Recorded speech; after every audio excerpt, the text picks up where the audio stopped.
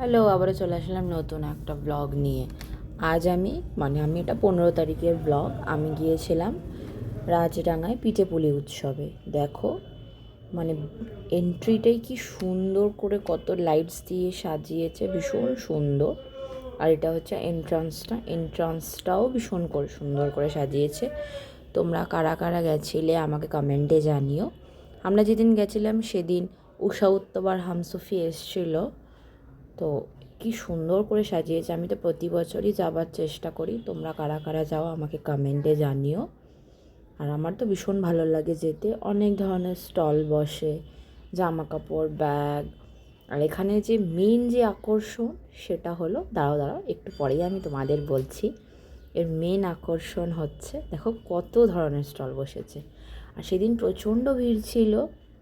Main আকর্ষণ দেখো, পিঠে পুলি। এখানে বিভিন্ন ধরনের পিঠে পুলি বিক্রি হয়, সব ধরনের। এনারা নিজেরা গরম গরম ভেজে বিক্রি করেন। তারপরে আমরা পিঠে পুলি খেয়ে চলে গেলাম একটু ফাংশান দেখতে।